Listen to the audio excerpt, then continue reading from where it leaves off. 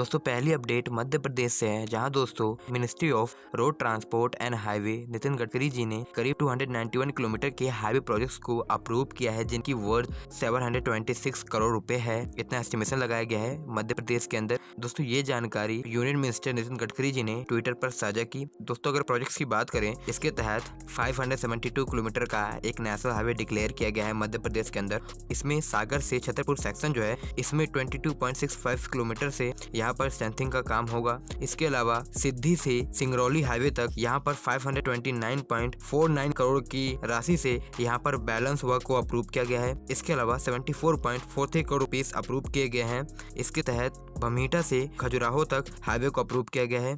दोस्तों next update केन बेटवा river linking project से है, जहां दोस्तों एमपी और यूपी गवर्नमेंट ने आपसी सहमति के तहत इस परियोजना के लिए हस्ताक्षर किया था, ताकि ये परियोजना इम्प्लीमेंट हो सके।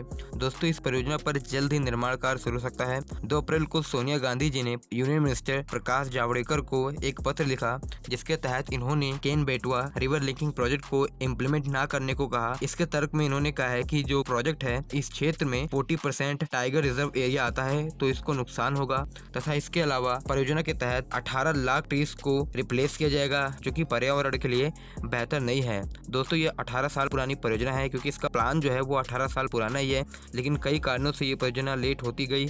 आज दोस्तों जब 2 गवर्नमेंट के बीच आपसी सहमति बनी है, तो इस पर जो विपक्षी दल है वो ये कह रहे हैं। दोस्तों परियोजना 35,000 करोड़ से ज्यादा है, तो ये एक मेगा प्रोजेक्ट है। मैं आपसे पूछना चाहूंगा, क्या इस परियोजना को इम्प्लीमेंट करना चाहिए कि नहीं? क्योंकि दोस्तों इसके इम्प्लीमेंटेशन से यह आशा है कि वहाँ पर बुंदेलखंड क्षेत्र में रहने वाले लोग जो हैं उनको फायदा होगा, जहां पर पानी की समस्या रहती है। यहां से पानी सिंचाई के लिए लोगों को मिल सकेगा। आप इस पर अपनी राय जरूर दें। दोस्तों next update Noida international airport में मेट्रो कनेक्टिविटी से संबंधित है, जहां दोस्तों डीएमआरसी एक प्रस्ताव पर काम कर रही है, जिसके तहत न्यू नोएडा इंटरनेशनल एयरपोर्ट को ग्रेटर नोएडा के नॉलेज पार्क 2 के साथ जोड़ा जाएगा। इसके अलावा इसको एनसीआर के अन्य हिस्सों से भी जोड़ने के लिए अल्टरनेटिव पर वर्क हो रहा है कि यहाँ पर कौन सा ट्रांसपोर्टेशन का साधन बेस्ट है, सफिशिएंट है, जैसे कि मेट्रो लाइट या नियो मेट्रो या फिर मेट्रो एक्सप्रेस। दोस्तों डीएमआरसी ने 2019 में एक प्रस्ताव तैयार किया था, लेकिन दोस्तों इस प्रस्ताव को खारिज कर दिया गया है।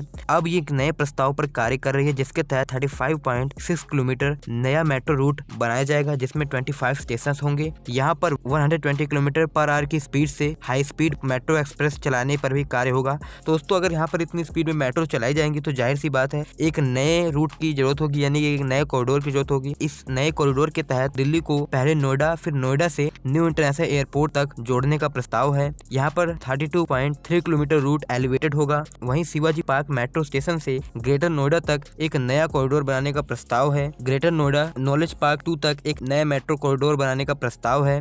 इसके तहत यहाँ पर फास्ट मेट्रो चलाने की बात हो रही है, ताकि लोग बहुत ही आसानी से मेट्रो के थ्रू एयरपोर्ट से दिल्ली पहुंच सके या दिल्ली से मेट्रो तक पहुंच सके। अभी दोस्तों इस प्रस्ताव पर काम चल रहा है। दोस्तों नेक्स्ट अपडेट कर्नाटका से है, जहां दोस्तों इंडिया के EP silicon advance material Pvt limited lithium ion battery के लिए प्रोडक्ट की मैन्युफैक्चरिंग करती है बेंगलुरु के अंदर। इसका प्लांट बेंगलुरु के अंदर स्टैब्लिश्ड है। इस कंपनी के अकॉर्डिंग वर्ल्ड की 80% लिथियम आयन बैटरी की सप्लाई चाइना से होती है, तो चाइना की मोनोपोली यहाँ पर बनी हुई है। तो इसमें भारत के कंट्रीब्यूशन को बढ़ाने के लिए ये कई परियोजनाएं चलाने वाली है। दोस्तों कंपनी ने कहा है कि भारत के अंदर ईवी बैटरीज की लोकल प्रोडक्शन का ग्रेट स्कोप है, क्योंकि गवर्नमेंट $20 बिलियन की मैन्युफैक्चरिंग इंसेंटिव प्लान जल्द ही लाने वाली है, क्योंकि ये प्लान उसके न्यू पॉलिसी में जुड़ा हुआ है, जो कि जल्द ही इम्प्लीमेंट होने वाली है। दोस्तों इसके चेयरमैन हांडा ने कहा है कि इंडिया के अंदर हम $867 मिलियन की इन्वेस्टमेंट करेंगे, तथा 2030 तक यहाँ पर 1 लाख टन सिंथेटिक ग्रेफाइट का प्रोडक्शन करेंगे, तथा भारत को आने वाले समय में लिथियम आयन बैटरी के क्षेत्र में मजबूत करेंगे। दोस्तों नेक्स्ट अपडेट इंडिया जापान के बीच एक एमओयू से है, जहां दोस्तों इंडिया और जापान के बीच एक एमओयू साइन हुआ है।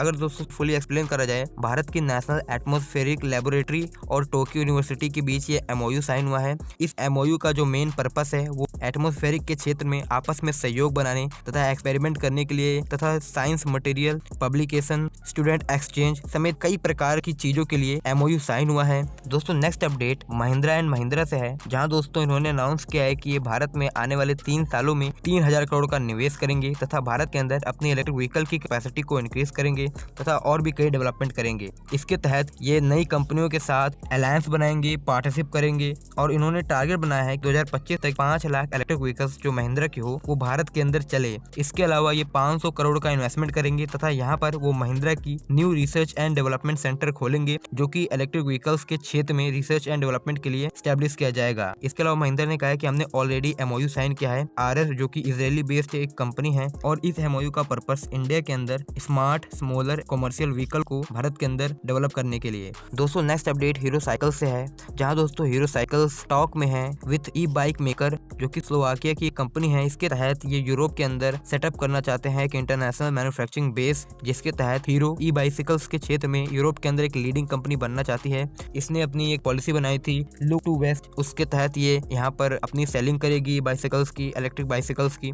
दोस्तों कंपनी ने कहा है कि 2021 तक इनकी जो कैपेसिटी थी उसके अराउंड सारे सेगमेंट बिक चुके हैं। वहीं इन्होंने कहा है कि इसकी मांग बहुत ज्यादा है यूरोप में। इन्होंने कहा है इलेक्ट्रिक बाइसिकल्स के लिए हम अपनी कैपेसिटी को इंक्रीज करना चाहते हैं तथा अपनी मैन्युफैक्चरिंग फैसिलिटी को बढ़ाना चाहते हैं। इन्होंने कहा है कि 2 साल के अंदर हम अपनी मैन्युफैक्चरिंग कैपेसिटी को 50% से ज्यादा इंक्रीज कर देंगे। इसके तहत अभी अगर बात करें तो 2021 में तो इनकी ई बाइसिकल की मैन्युफैक्चरिंग कैपेसिटी 1.5 लाख के अराउंड है, जो कि ये आने वाले नेक्स्ट 2 ईयर्स में 5 लाख करना चाहते हैं।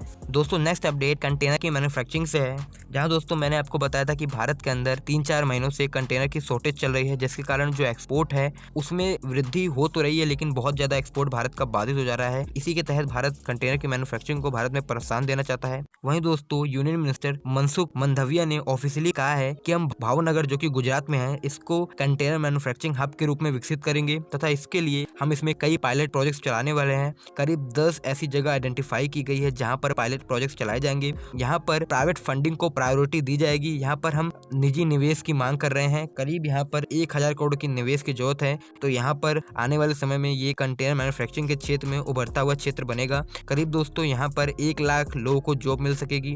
बात करा जाए तो इंडिया को प्रत्येक वर्ष 3.51 लाख कंटेनर्स की जरूरत पड़ती है और आज से पहले भारत इसके लिए चीन पर निर्भर था। ज्यादातर जो कंटेनर थे वो चीन से आते थे। भारत अपने देश के अंदर एक हाईटेक कंटेनर की मैन्युफैक्चरिंग करना चाहता है। गवर्नमेंट ने भी इस पर बात कही थी कि ये कंटेनर GPS बेस्ड होंगे। तो इस प्रकार के कंटेनर मैन्युफैक्चरिंग के लिए शुरुआत में इन्वेस्टमेंट की जरूरत है और जो इन्वेस्टमेंट गवर्नमेंट चाहती है वो प्राइवेट इन्वेस्टमेंट चाहती है और जो इसका इन्होंने हब सोचा है वो गुजरात का भावनगर है।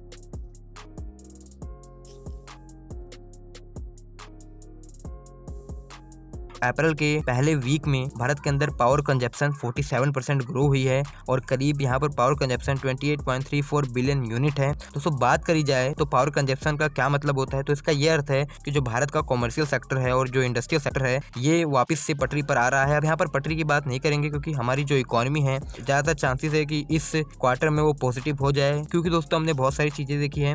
भारत का जो एक्सपोर्ट है वो भी ग्रो हुआ है। इसके अलावा जो हमारी इलेक्ट्रिसिटी कंजप्शन है ये भी बढ़ी है। तो इससे हमें ये साफ पता लग रहा है कि जो हमारी इंडस्ट्रीज हैं वो पटरी पर आ रही हैं। फिलहाल दोस्तों अभी देखा जाए तो कोरोना के केसेस भी पीक पर हैं, जिसके कारण बहुत सारे क्षेत्रों में अभी नाइट कर्फ्यू और कहीं जगह तो लॉकडाउन भी लगाए गए हैं। दोस्तों अभी जो ग्रोथ देखी जा रही है तो इसका तो अभी हम फुल्ली कह नहीं सकते कि इंडियन इकोनॉमी को कितना लॉस होने वाला है इस महीने में, क्योंकि कोविड के केसेस बहुत ही तेजी से बढ़ रहे हैं।